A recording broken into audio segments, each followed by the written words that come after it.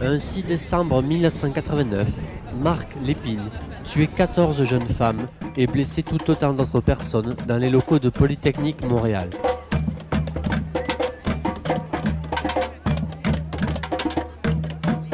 Dans le cadre de la journée commémorative des 20 ans de la tuerie de Polytechnique, un grand rassemblement contre les violences faites aux femmes se tenait à la place Émilie-Gamelin à Montréal.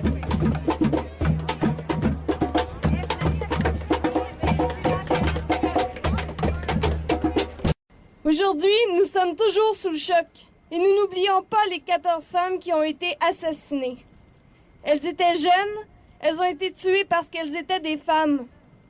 20 ans plus tard, nous voulons nous souvenir d'elles en clamant leur nom.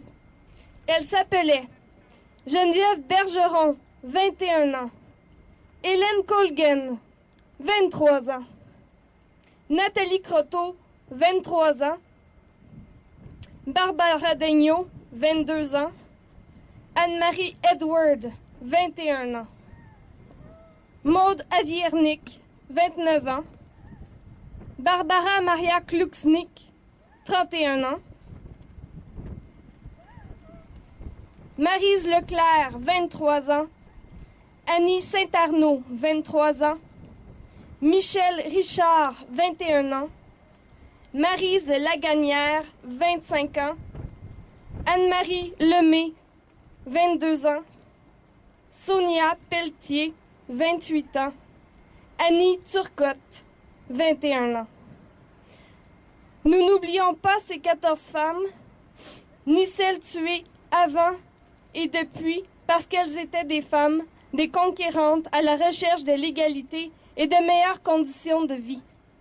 En cette 20e année de commémoration des assassinats survenus à Polytechnique, nous offrons toute notre sympathie aux familles et amis des femmes et des enfants assassinés par des hommes.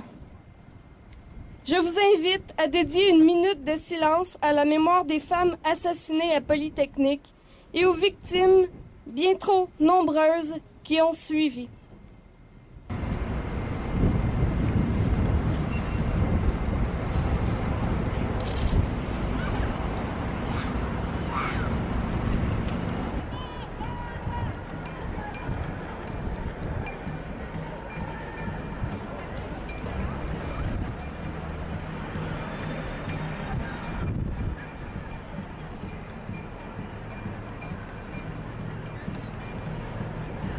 Une cérémonie en hommage aux 14 tués s'est tenue à la basilique Notre-Dame de Montréal pour tous les étudiants de Polytechnique, mais aussi personnel, professeurs, victimes, familles de victimes et proches.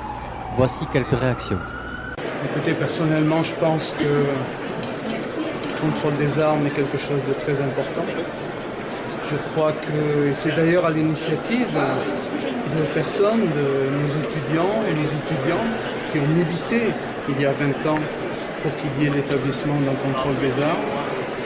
Dans une société qui se veut civilisée, c'est sûrement quelque chose dont on doit se doter. D'autant que le registre, il existe en ce moment. On ne parle plus de le mettre en plan. Il est là. Plusieurs sont nombreux. Les policiers en premier lieu souhaitent qu'il soit maintenu. Et bien sûr, nous, à Polytechnique, on supporte tout à fait. C'est où en 89? J'étais à l'école Polytechnique. J'étais professeur. Et ce jour-là, j'étais à mon bureau, au 6e étage, donc assez loin des événements. Et vous savez, l'école Polytechnique, même à l'époque, c'est une très grande école. On était peut-être dans les 4500 personnes à l'école ce jour-là. Donc j'ai été évacué comme d'autres. C'est surtout en arrivant à la maison que j'ai pris connaissance des événements tragiques qui s'étaient passés.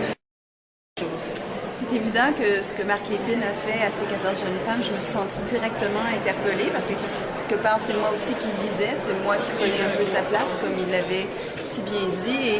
Et moi, je défends de façon très sérieuse toute la question des droits, que ce soit les droits des femmes, les droits des hommes.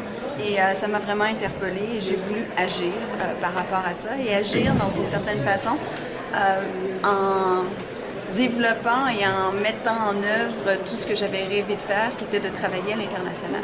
Alors pour moi, ça a été un déclencheur à 2 niveaux, de réaliser mes rêves, mais aussi d'agir pour que concrètement, les femmes puissent avoir les mêmes droits et les mêmes services que les hommes. Vous en parlez à vos enfants de ce qui s'est passé? Absolument. Mes enfants sont très sensibles à toutes les choses qui ont été en lien avec le travail que j'ai fait, que ce soit les enfants soldats, que ce soit justement la tuerie polytechnique.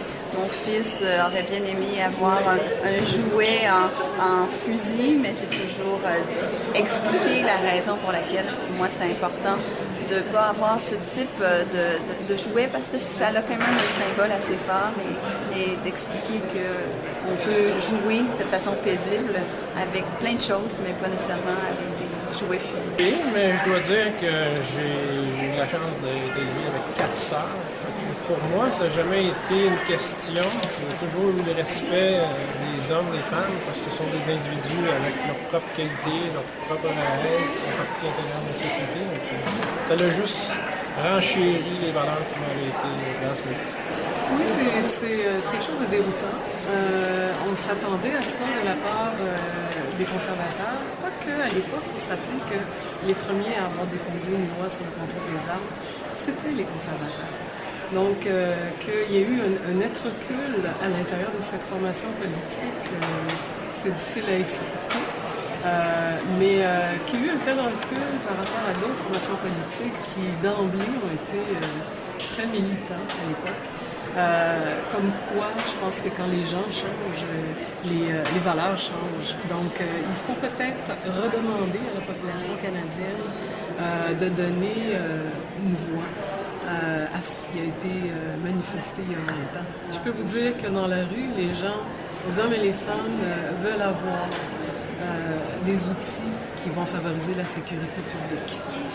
Et pas seulement des discours, mais certainement des outils qui sont très concrets.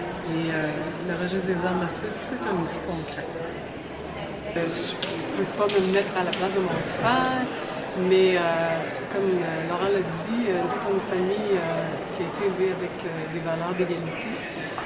C'est sûr que c'est peut-être un événement qui nous a confrontés à une réalité qu'on pensait qui n'existait plus dans notre pays, tout au moins. Mais certainement qu'on a vécu de manière différente. Moi, à l'époque, j'étais très militante féministe.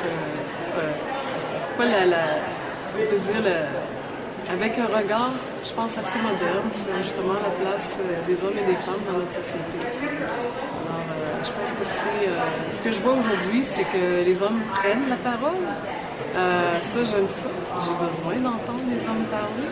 Et puis, je pense que plus ils vont exprimer leur désir, leur sentiment par rapport à la place des femmes, ça va assainir les différences et créer la solidarité, comme ça a été dit aujourd'hui.